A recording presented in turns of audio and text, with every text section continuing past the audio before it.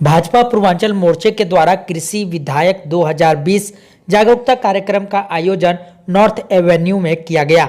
मुख्य अतिथि सांसद संगम लाल गुप्ता थे। कार्यक्रम की अध्यक्षता प्रदेश स्वच्छता प्रमुख एस राहुल ने किया।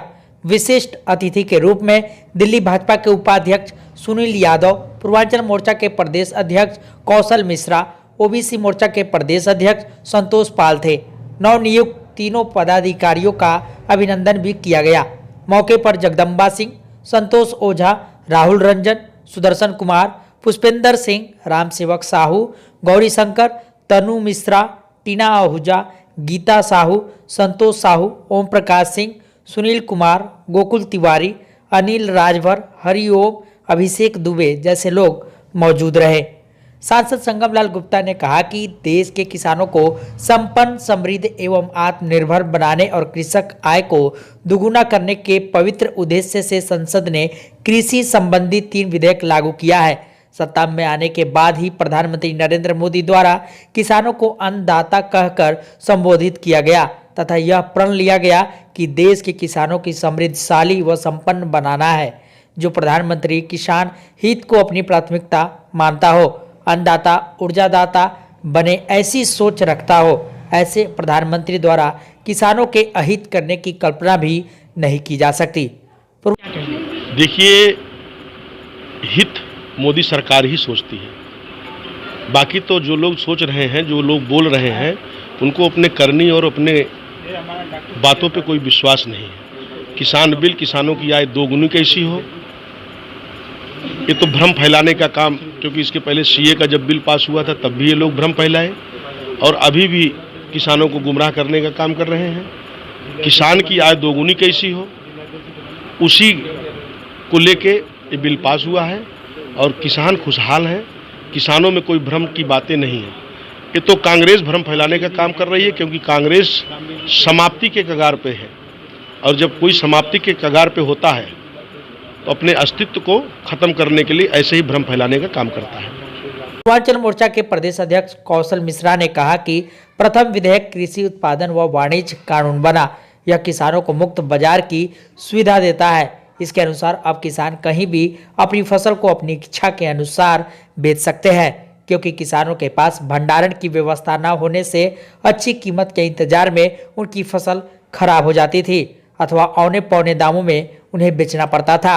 इस नई व्यवस्था से कमीशन एजेंटों पर भी रोक लगेगी और किसानों का शोषण रुकेगा। परिवार तो मेरा ये बाल्यकाल से ही है, क्योंकि मैं बाल्यकाल से संसेवक रहा और संघ से ही प्रथम वर्ष शिक्षित हूँ। उसके बाद उसके उपरांत विद्यार्थी परिषद से मैंने अपना राजनीतिक कार्य शुरू किया। कॉलेज का इकाई प्रमुख बनकर अपने कार्य का प्रारंभ किया। कार्य करते करते मुझे लगभग 33 वर्ष हो गए। मैं आज संगठन ने और बड़े लंबे समय 20 वर्ष से बिना पद के मैं संगठन में कार्य करता रहा। विपक्ष दल की तो ये हालत है, उन्हें वो तो बताते हैं आलू पेड़ पे लगते हैं और वो किसान बिल की बात करते हैं कि उसका विरोध करते हैं। तो ऐसे मूर्खों के लिए समझाने के मेरे पास कोई शब्द नहीं है, जिन्हें यही नहीं पता कि आलू जमीन के नीचे होता है कि आलू ऊपर होता है।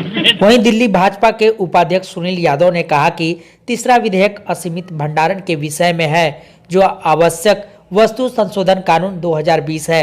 इसके तहत अनाज, दलहन, तिलहन, खाद, तेल, आलू व प्याज को आवश्यक वस्तुओं की सूची में बाहर किया गया है। युद्ध एवं प्राकृतिक आपदा से ऐसी आपातकालीन स्थितियों के अतिरिक्त भंडारण की कोई सीमा नहीं रहेगी। इस व्यवस्था से देश में भंडारण गृह एवं कोल्ड स्टोरेज की स्थिति में सुधार आ जाएगा और भंडारण व्यवस्था में सुधार होने से अनाज की बर्बादी भी नहीं होगी। खाद्य आपूर्ति श्रृंखला भी मजबूत होगी, जिससे कीमतों में स्थिरता आएगी। ये हमारे लिए बड़े सौभाग्य की बात है कि हमारे यूपी जैसे स्टेट से प्रतापगढ़ जो ज़िला है, वहाँ के हमारे सांसद संगम लाल जी जो हमारे बड़े भाई जैसे हैं, उन्होंने हम लोगों को स्वागत करा, क्योंकि बहुत बड़े नेता हैं और साथ में हम लोगों को ये माना कि जो यूपी से या पूर्वांचल से जो हमारे लोग संघर्ष करके आए हैं उनका हमें स्वागत करना चाहिए। इस तरह से हम लोग यहाँ पे आए हैं उनके घर निवास पे और उन्होंने हमारा स्वागत किया। वो हमारे बड़े भाई जैसे, हम उसका धन्यवाद भी करते हैं। और यहाँ पे आके हमें बहुत सारे अपने यूपी बिहार अपना अमेठी, प्रतापगढ़, सुल्तानपुर सब जगह के लोग हमें मिले, उनसे हमारा परिचय भी हुआ और एक परिचय का भी कार्यक्रम हो गया और स्वागत का भी हो गया। मैं बड़े भाई का अपने धन्यवाद करता हूँ। दिल्ली से खास रिपोर्ट।